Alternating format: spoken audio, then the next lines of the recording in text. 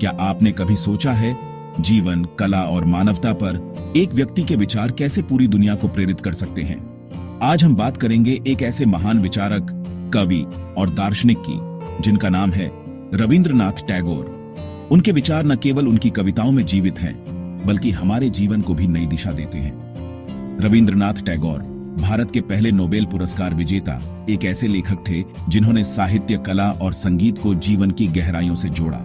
तो चलिए उनके विचारों की इस यात्रा पर चलते हैं।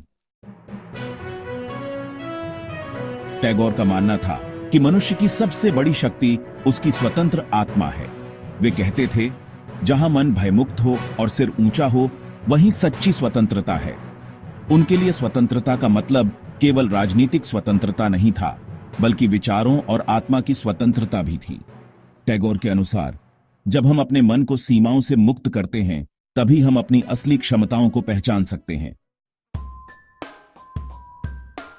टैगोर का मानना था कि शिक्षा केवल किताबों तक सीमित नहीं होनी चाहिए।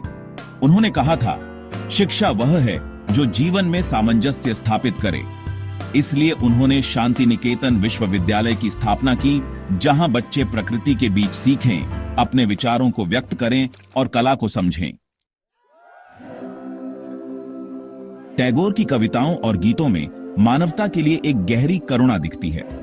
वे कहते थे, एक सच्चा इंसान वही है जो दूसरों के दुख को महसूस कर सके। उनकी रचनाएं हमें सिखाती हैं कि जाति, धर्म और भाषा से ऊपर उठकर हमें एक दूसरे को समझना और मानना चाहिए। टैगोर का मानना था कि प्रकृति और कला में ईश्वर का अंश है। वे प्रकृति को केवल देखने की चीज नहीं मानते थे, बल्कि जीने का जरिया मानते थे। उनकी कविता गीतांजलि में उन्होंने प्रकृति के साथ गहरा संबंध व्यक्त किया।